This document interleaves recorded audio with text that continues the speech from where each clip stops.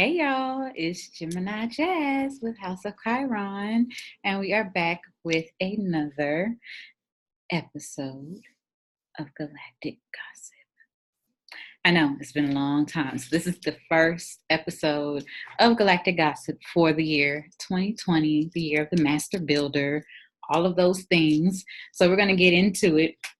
We have a few things to talk about this week, and I think I have been kind of keeping y'all updated on my whereabouts and what I've been doing and the transitions that are happening in my life. So we're not going to get into all of that. Just know that your girl is back with Galactic Gossip. Okay, so let's get into it. This week, we're going to start from today, the 5th, January 5th, 2020, all the way through January. I normally would stop on the 11th, which is Saturday, but I'm going to go all the way to the 12th because we have something major happening on the 12th as well. So, yeah, let's get into it. So we have had over the last few days, Mars, the planet of aggression and initiatives, the planet of war, also the planet of like action, working out. It's also the planet of sex, all those things, passion, being able to create something, the start of something. Is, Mars is the ruling planet of Aries. Aries is the beginning of the sign. So Aries is the fire, right? The fire is representative of the spirit, because first there's the spirit, then there's the body, and so on and so forth. We'll get into that in a whole nother video. But so this planet Mars, which is of the spirit, which is of the aggression, right? The initiatives, how we start things, how we go after things, has moved into the sign of Sagittarius. Sagittarius is all about the philosophies and the beliefs, actually tapping into your higher mind, your higher consciousness, right? And so right now, what we have with Mars and Sag is a trine to Chiron and Aries. So what this can do, this can bring a few things. So Chiron is the asteroid. It's a small asteroid, and it's of your wounds. And right now it's in Aries. So it's the wounds of your identity, your self-image, and including your personal image, because it's, of that. That's what the first house. So it's the house of the self. And that's the ruling house of Aries. So with Chiron being in Aries, we have been working on these wounds of our self-image. We've been working on these wounds of our identity, how we look, how we present ourselves out to the world, all of those things. So with Mars being there in a trine, and a trine is what they consider a favorable aspect. So it just brings things with such ease, kind of like it allows things to happen without any work necessarily behind it. Like how a sextile, you kind of got to have done some work in order for certain things to manifest. So in this case, it's just something that's going to happen. It's allowing us to have the initiatives to either, two ways you can look at this, because Mars and Sagittarius can create fight or flight, right? Because it's of the higher mind, it's of the philosophies, the expansion, it's of the higher thinking. So it can create fight or flight. So you can either choose to run from those wounds that you need to heal, and you are being presented with the know-how, with Mars being the initiator and Sagittarius being of the mind. So you are being presented with the know-how to heal these wounds and to navigate these wounds of your self-image and how you portray who you are out to the public and so on and so forth, and also how you see yourself, or you can run from it. That's where the flight comes in. So that's kind of what we are being faced with today. Like, we're being shown our truest selves. Like a mirror is in front of your face and you're being shown, like, this is you. What you gonna do about it? That's kind of like the energy that we're dealing with this Mars and Sag, and it's trining Chiron and Aries, because Aries, like I said, is it's the sign ruled by Mars. So it's kind of like the two energies are playing off of each other. They're actually helping us to become our greatest selves on an internal level as well as an external level. So changing the way we think of ourselves, catching those narratives, right, that we have been telling ourselves. And it's very funny now. I'm thinking about this. I put out a blog today on my website and on my Instagram about negative self-talk and my history with that. So not a coincidence that came out today.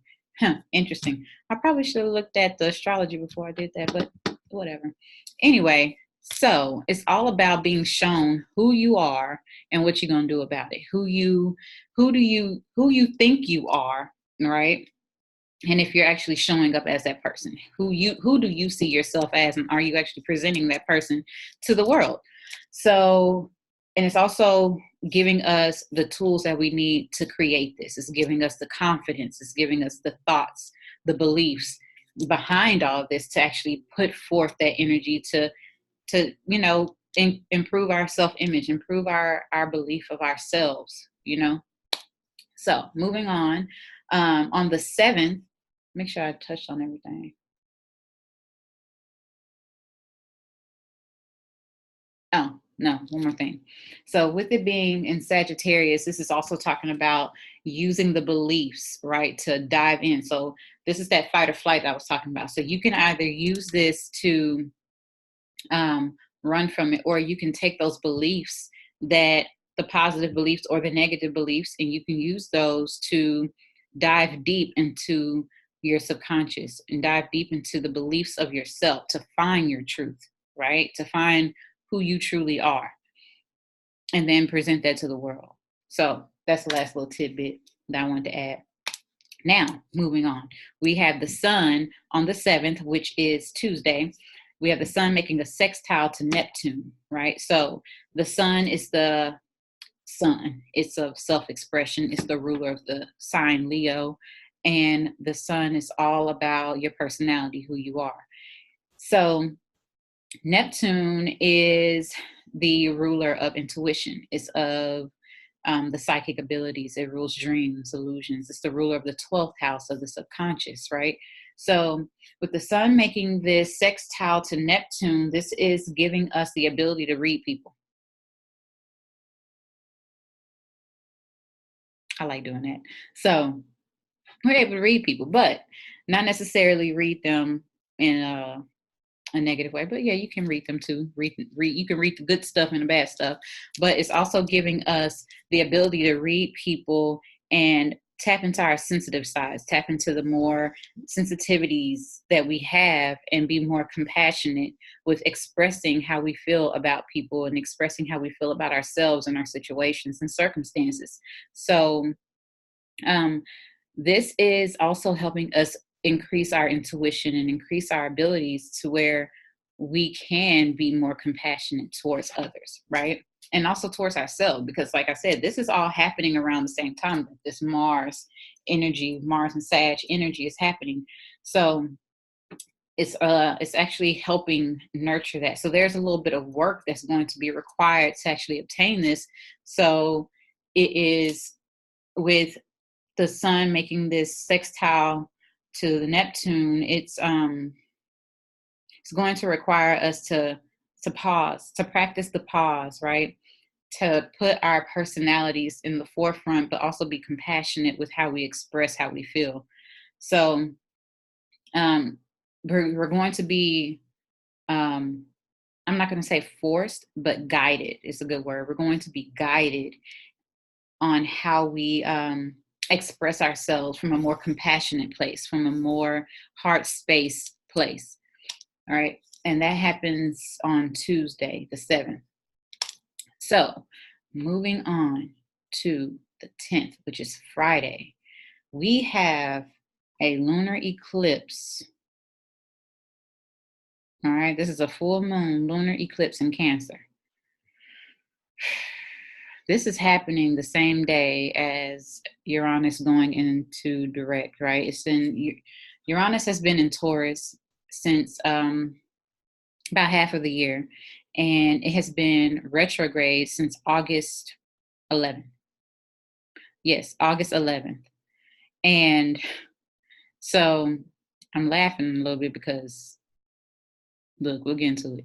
But Uranus has been in Taurus and for about half of the year or so, and it has gone back and forth. It went back into Aries and it came back into Taurus, and it's been there and it's going to be there for another 6 or 7 years, I believe until 2024 or 2026. I don't know the exact dates, but 6 or 7 years. So, um, so with that, Uranus and Taurus. First, let's talk about what Uranus is. Uranus is the planet of innovation. It's the planet of the rebel, the humanitarian. It forces us to see things from a different perspective. It's also the higher mind. Uranus is like the divine knowledge, right? Um, it's like the instant knowledge. It's kind of, think of like a computer, whereas back in the day we would have to open up a book and read it to gain the knowledge, which we can still do. But now we have computers where you can open up something on your computer and the knowledge is there and you can obtain it that way. So it's like that instant knowledge. That's Uranus energy. Uranus rules innovation, it rules technology, all of those things. So it also rules sporadic, life changing things that just happen out of nowhere for no damn reason at all. So that's Uranus energy. And Uranus is here to break us out of the box, break us and shake us from the things that make us feel like we're comfortable. So it's here to set us free from our comforts.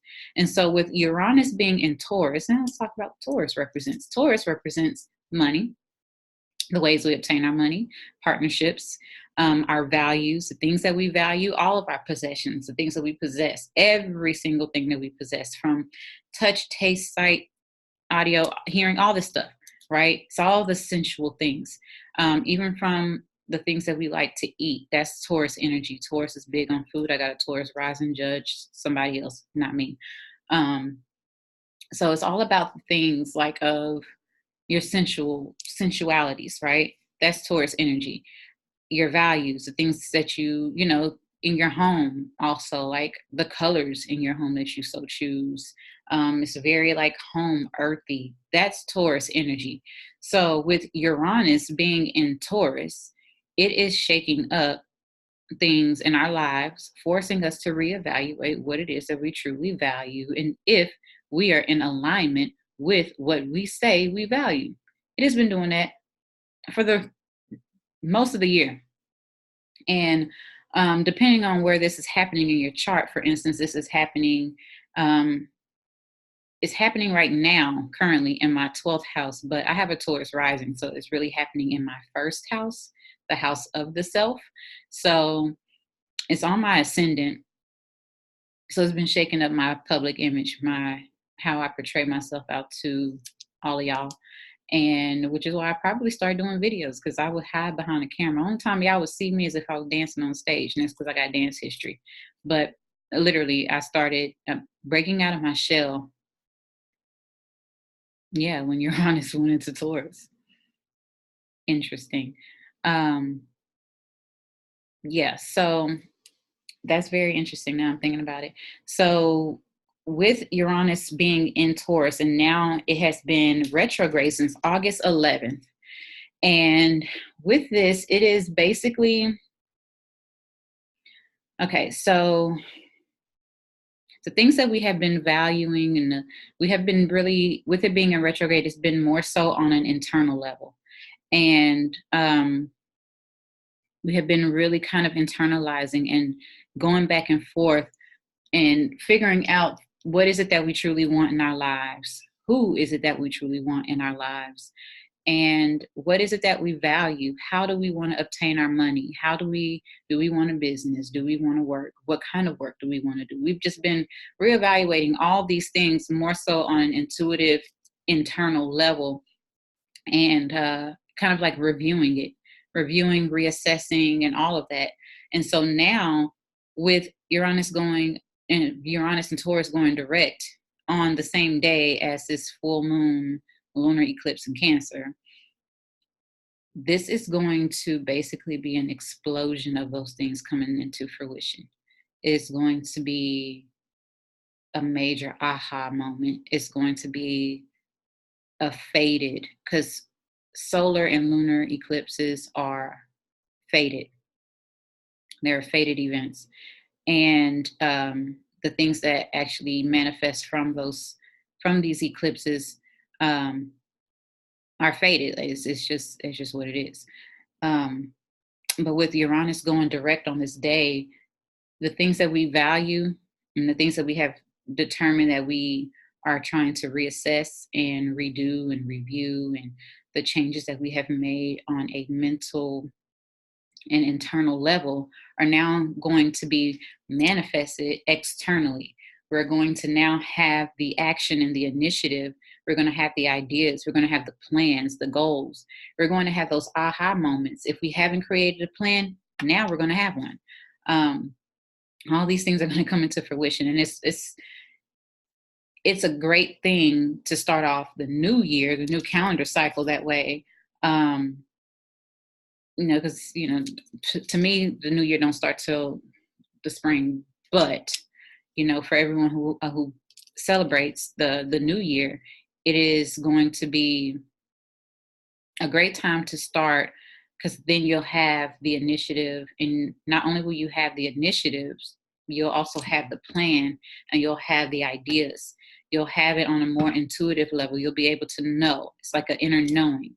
So, and it's a really good thing, because if you think about what 2020 is, the 2020, it adds up to a 4, or you can say it's a 22, which is the master builder number. Either way, whether you do old school numerology or new school, but it's the master builder, the year of the master builder. So it's the manifestation year, and 2 and 2 is all about divine unions and partnerships. So a lot of this has to do with who you want in your life, who's going to be in your life, who's in alignment with what you want in your life, right? So it's all about those divine unions. It's all about those partnerships, whether it's business or platonic or intimate, whatever. And it's also about what it is that you value. Are your values and the things that you want in your life matching up with the people who are in your life, right? It's kind of like that birds of a feather thing. Eagles don't hang out with turtles kind of thing. All of that. I was going to go somewhere else with this. There's a lot of information in my Gemini mind. Okay, so with this happening, the lunar eclipse, right? Okay, that's where I was going. So the lunar eclipse, a lunar eclipse is an opposition of the sun and the moon. So the sun will be in Capricorn, the moon will be in Cancer, right? So the sun is there with the south node, and the moon is there with the north node. The south node is opposite of north node. North node is your beliefs. Not beliefs, your purpose. So the moon being there with the north node is really highlighting our purpose. Not a coincidence. None of this. Nothing is by chance. I believe in coincidences. They don't exist. So all of this is happening because of us going into manifesting and building the lives that we truly value, a life that we can find of substance to us, right? So the north node is of your purpose, and it's there with the moon. The moon is of home and family, the mother. The sun is there with the south node, which is what I consider the entropy. It's like if you face it, you will be sucked into it. You have to face away in order to attract all those south node energies that you desire, wherever the south node is in your chart. If you need a reading, you know who to talk to. We'll do the whole thing at the end of this. But so with the sun being there with the south node in Capricorn, this is trying to help us ground and stabilize, create structure in the things of our purpose. So it's that home and work-life balance. It's that mother and father balance. It's that feminine and masculine energy. It's that yin and yang, right? So that's what all of this is about. It's about finding the balance. Finding the balance in what it is that you desire and what it is that you value within your home life, within your personal life, as well as your work and your career. Who is it that is in your life? Because like I said, two twos of divine union. Who is it that's in your life right now that is not of what you value, of where you are going, your direction that you're trying to lead towards for building this life that you want in this new calendar year? That's what this is about. Because with the previous, we had the solar eclipse on Christmas. So that was about us releasing. So we're still working in that energy of the solar eclipse, and we're carrying that eclipse energy into this new year. So things have been released, things have been removed, the things that have been like holding us back. We probably have come into some revelations of the things that we've been doing in our lives or not doing in our lives that have been really limiting us, putting ourselves in this perpetual block or this box that has been holding us back from actually living our full and potential, just fulfilling lives. So that's what that solar eclipse on Christmas did for us. And so we're still working with that energy of releasing and finding out what these things are. And now this lunar eclipse is just kind of like the stamp on the letter, like mail it off. It's a done deal. It's a wrap. So with this lunar eclipse in Cancer, it's like, okay, now it's time to find the balance. Not only do you find the balance, now you need to find the stability within this and to make it tangible. Because like I said, Capricorn is all about the tangibility of things. It's about the manifesting of things, making things from the mind of Sagittarius, right? Because it's right before Capricorn. You take the things of the mind, the beliefs, the higher mind, and you bring it down from the mind and you bring it into creation. That's what Capricorn is all about.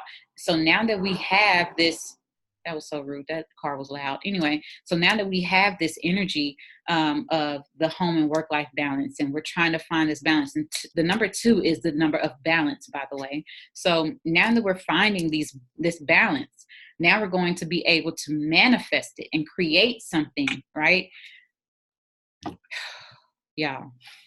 This is happening the same day that Uranus in Taurus is going direct. So all of the things that we have valued, all the things that we have thought that we valued, and the things that we have been reassessing about our values, the things that we truly want, our desires, our deepest, most intimate desires that we want for our lives.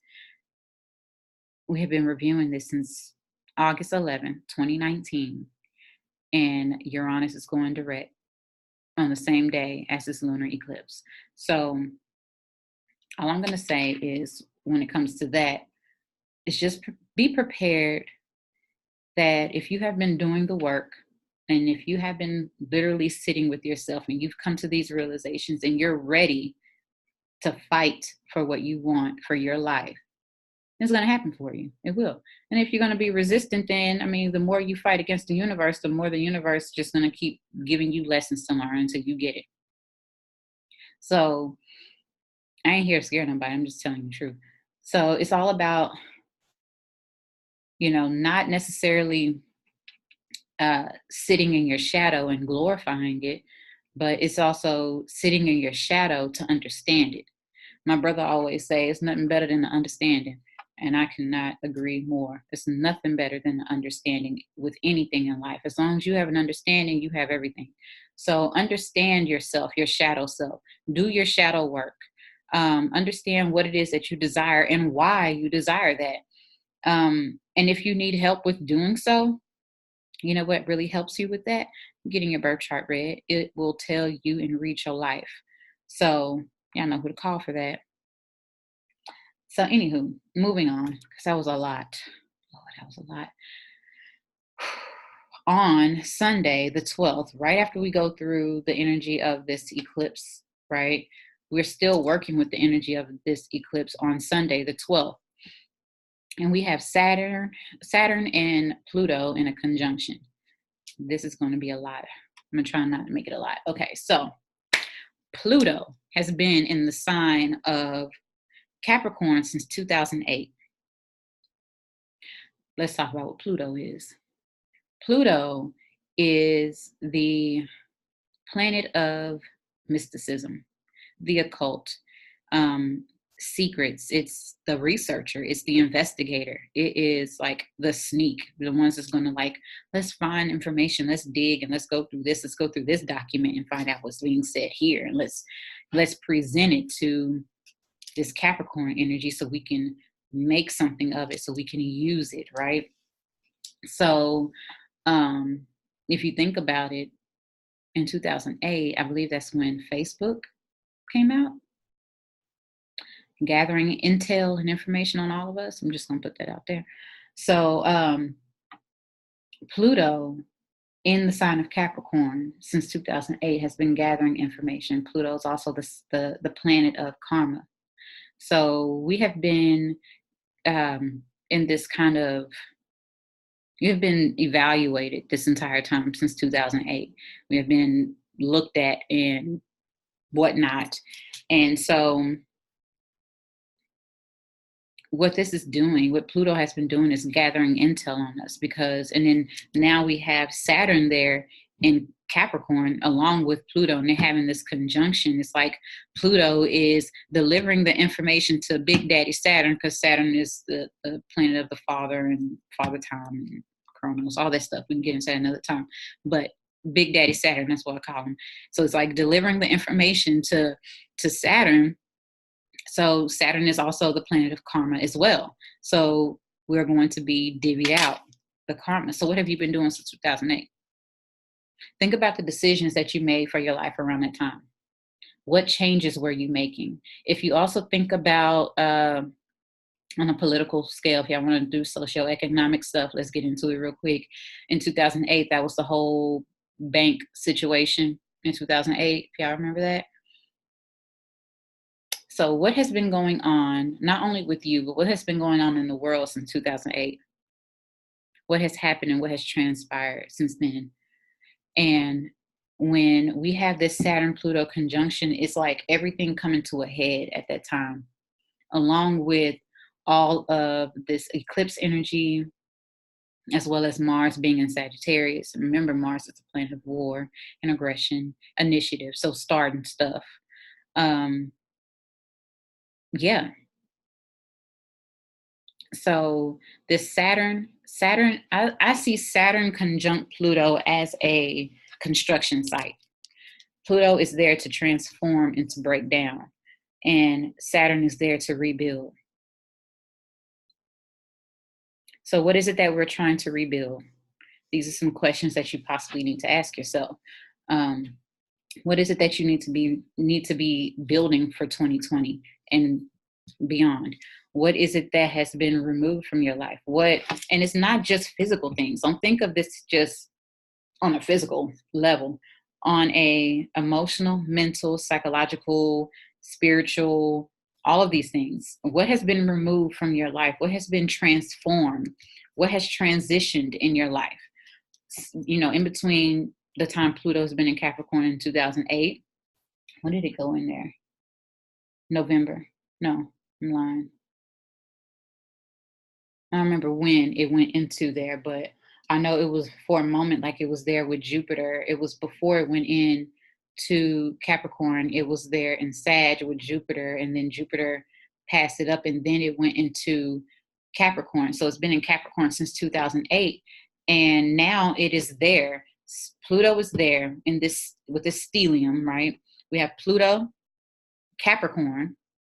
We have Jupiter, and the sun and Mercury are all in the sign of Capricorn. So the sun is our self-expression, our personality. Mercury is our thought process and our communication.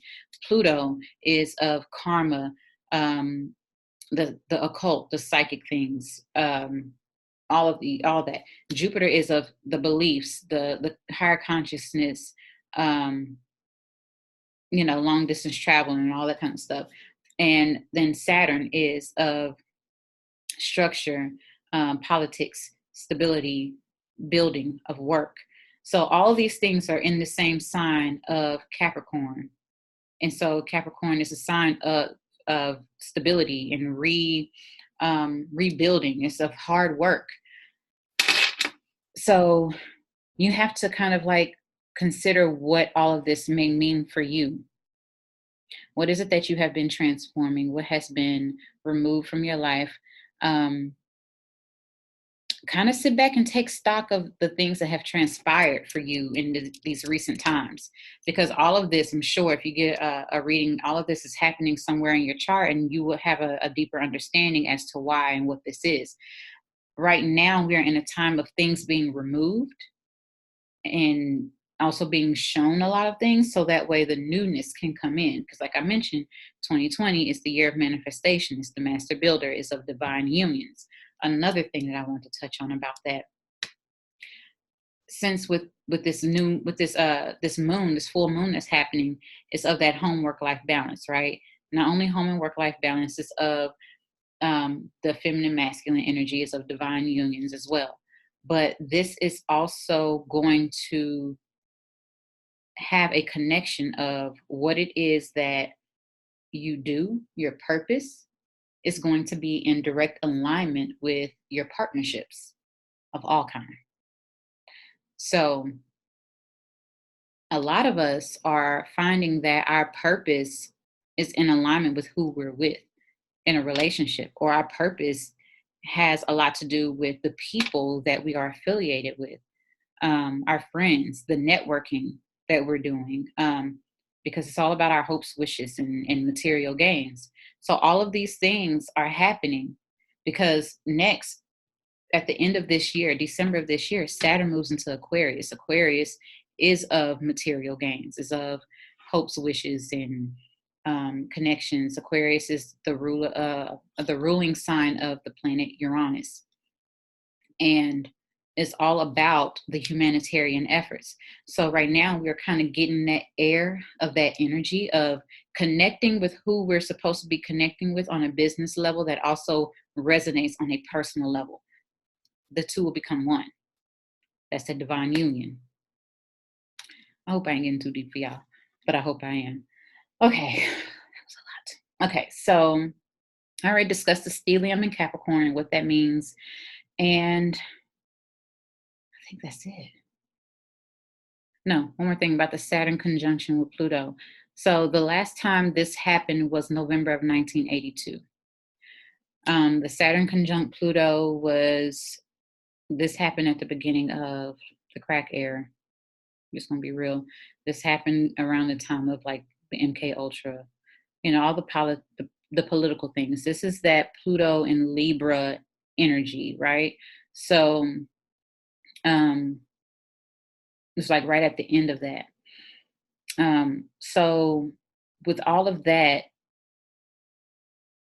it also brought in this different energy about relationships. Relationships with people changed during the 80s. The relating energy changed. So just kind of take a step back and let's think about what happened in the 80s and who was in office, if you want to think on politics and socioeconomic status. That was, the entrance to all these government funded programs. All these things happened during the 80s, and it brought up a lot of how we relate to others became very different. So the last time that this happened was in the 80s, and now it's happening again. And it happens about every 34 years on average. I'm 34 years old, by the way. So there's that. So my generation, this happened at the time that my generation was born. And now here we are, 30 some years later, and it's happening again. So it's kind of time to ask a question. Are we going to take a new direction on how we have been relating to others, how we have been treating people? Because we have become very disconnected from relating since around that time. That was the beginning of it. So that's just one more thing. That's why I was talking about the divine union. The business becomes the personal, becomes one. But yeah, I think that's it. Yes, that's all I got. That's all the notes I got. Yes. So I hope this has been helpful. I know it has been a whole lot. I know it's like she come back with her first Galactic Gossip of the year and just come and just drop this bombshell on us. Sorry, not sorry. Get over it. Y'all need the info. So, anywho, I will say that I am offering just a few announcements really quick. I am offering a 2020 year ahead reading. So if you would like to know how all of this energy plus more will be affecting your 2020 in review, please get at me. Info can be found in my bio. Click the link, or go visit my website, www.houseofchirontx.com. Also, it is still Capricorn season. Yes, still Capricorn season. So, 20% off on your solar returns, Capricorn, for your birthdays. And I think that's all the announcements that I have. Oh, I will be coming out with a blog this week in more detail about the eclipse as well as the Saturn conjunct Pluto alignment and aspect.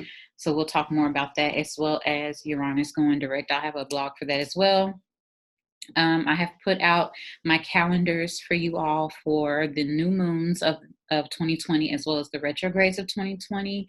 I will be soon putting out the full moons of 2020 calendar, so y'all can have that. You can find them on my website, as well as a brief little image on my Instagram and my Facebook accounts. And I think that's it. So I hope this has been helpful. And as always, thank you for being here with Galactic Gossip. And I'm just here for the good news, honey.